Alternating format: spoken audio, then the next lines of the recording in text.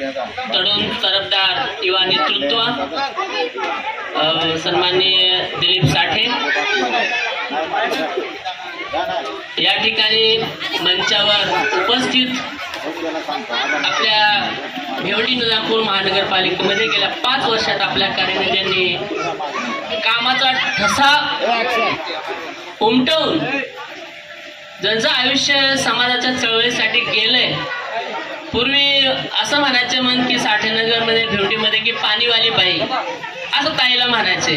तर गेल्या 5 वर्षांतर आणखीन एक त्यांना जनतेने मान सन्मान दिलाय की साठेनगरचा पाण्याचा प्रश्न सुटलेला आहे, पण या शहरामध्ये ज्यांनी विकासाला नवी दिशा दिली, विकासाची नवी व्याख्या बदलली आणि विकास काय असतो हा चर्चेचा नाही तर बघण्याचा विषय असतो असा इतिहास ज्यांनी नोंदवला त्या सन्माननीय आमच्या नगरसेविका सन्माननीय साखरताई बगाडे मॅडम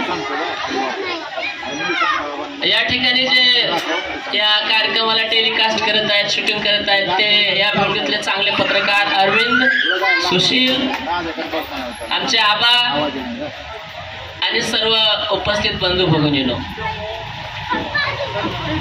कार्यक्रमाला आलो, सत्कार झाला आणि लगेच बोलण्याची संधी मिळाली आणि भरून पाहलो. यापेक्षा माणसाला काय हवं असतं बरं? पैसा संपत्ती मिळाली निघून जाते, धन दौलत मिळाली तीही राहत नाही, वैभव मिळाले तेही राहत नाही, पण मान सन्मान आणि आनंद हा कायम राहतो.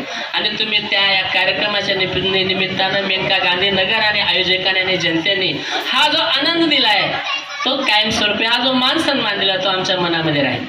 त्यासाठी तुमचे खूप खूप धन्यवाद.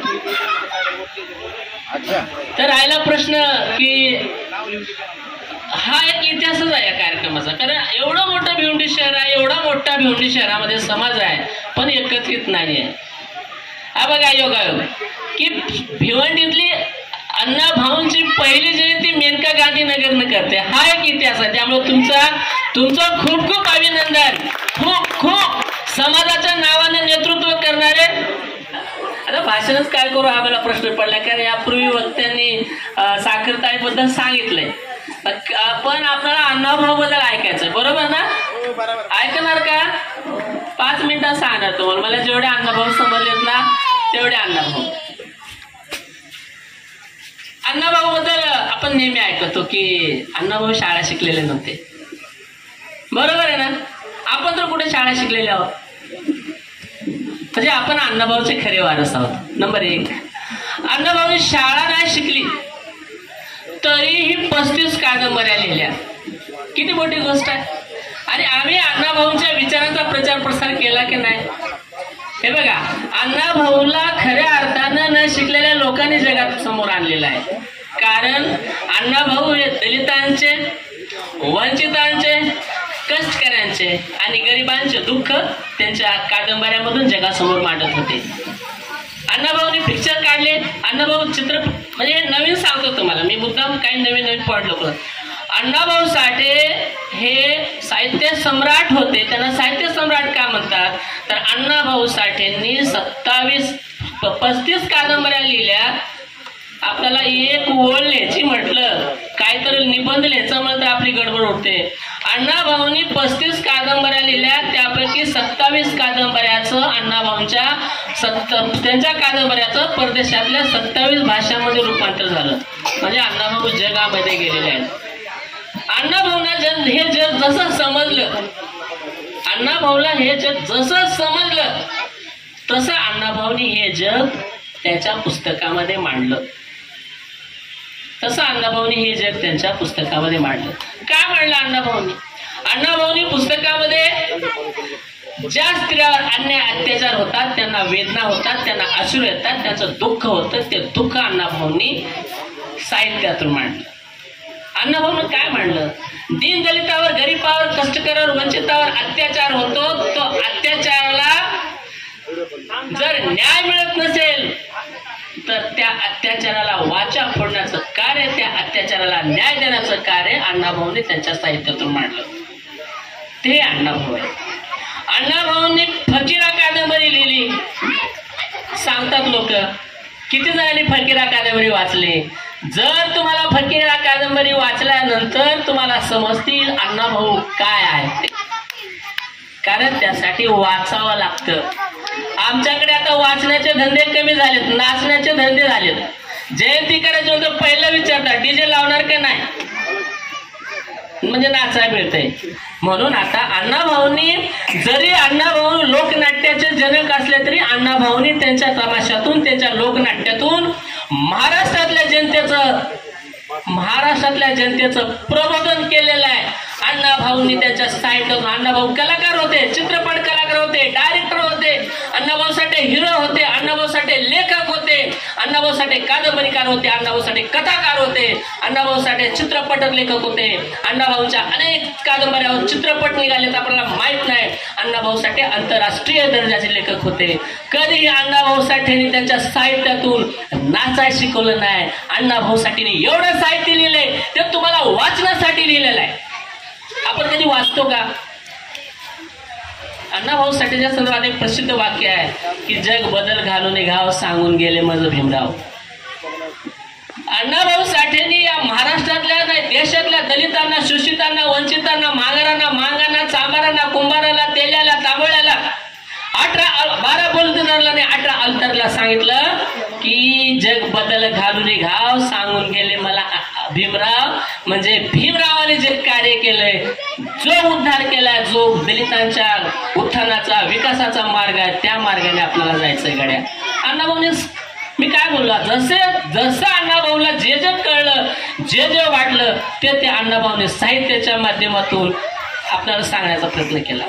एक एक वाक्य आपण त्या एक एक वाक्यावर मी तुम्हाला सांगवलं अण्णाभाऊच्या, कारण अण्णाभाऊचं प्रत्यक्ष कुणी सहसा सांगतच नाही खरं रूप काय ते. अण्णाभाऊ म्हणजे मागायचे, अण्णाभाऊ म्हणजे मातंग समाजाचे ना आपण जयंती करायचे, एवढाच विषय अण्णाभाऊ बद्दल आहे.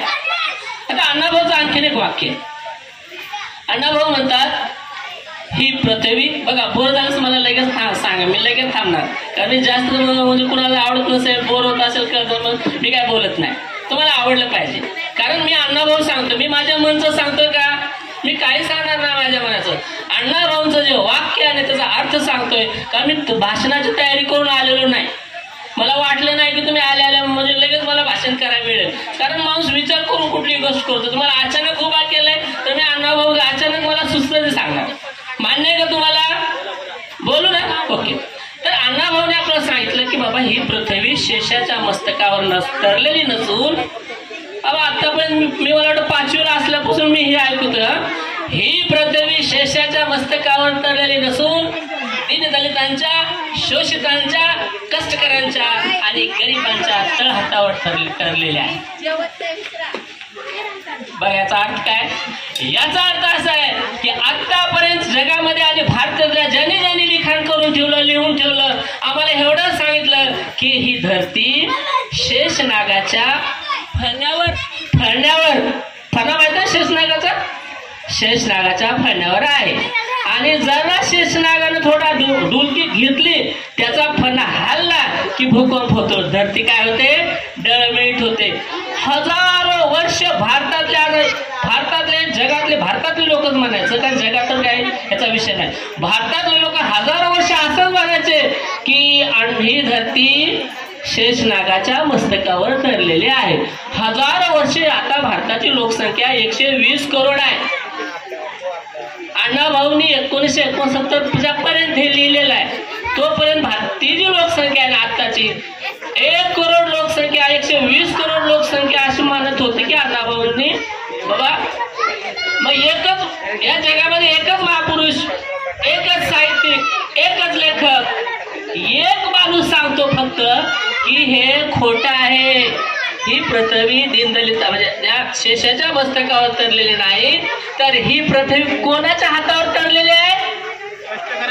कष्टकऱ्यांच्या. बोला मोठ्याने, ही पृथ्वी कोणाच्या हातावर तरलेली आहे? बोला, कोणाच्या? समोरून आवाज पाहिजे मला. कोणाच्या हातावर तरलेली आहे पृथ्वी?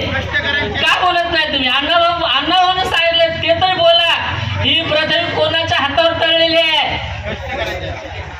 तुमच्या हातावर. तुमचे हात अण्णाभाऊंनी पृथ्वीच्या खाली दिले तुमचे सर्वांचे.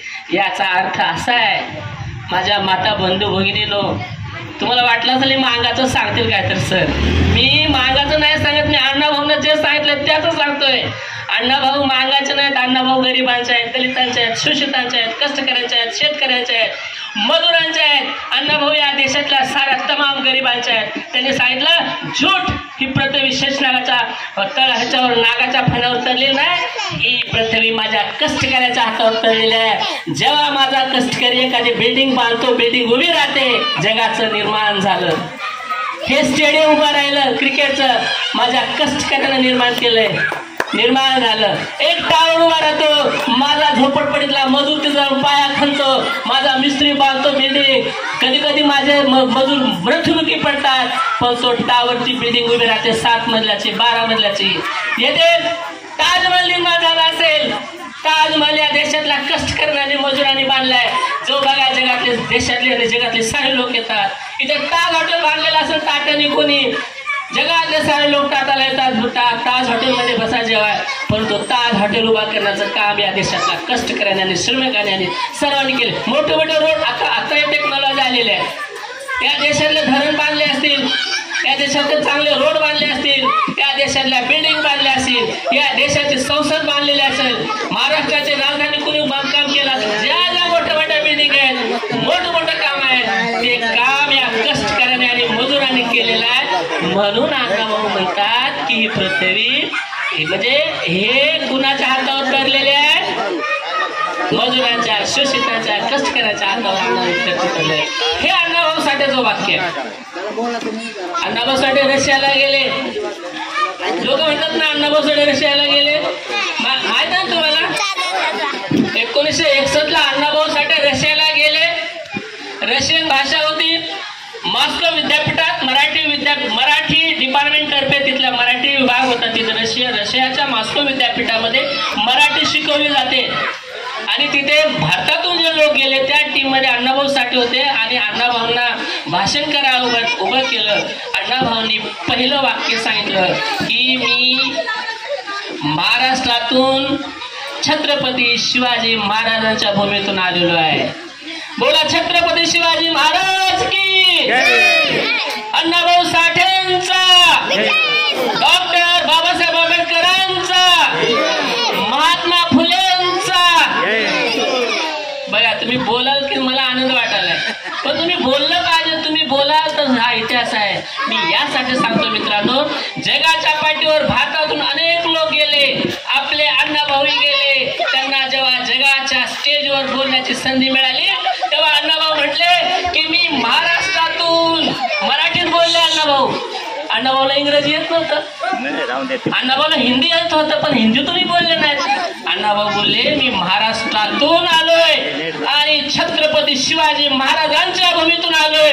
आणि अण्णाभाऊ हे असे पहिले महाराष्ट्रातले महापुरुष आणि भारतातले की ज्या अण्णाभाऊंनी छत्रपती शिवाजी महाराजाचा पोवाडा रशियामध्ये लिहिलाय आणि गायलाय. 7 समुद्राच्या पलीकडे छत्रपती शिवाजी महाराजांना नेऊन छत्रपती शिवाजी महाराजांचा विचार सांगणारे हे आपले अण्णाभाऊ आहेत. ही आहे आपल्या महापुरुषांची ओळख.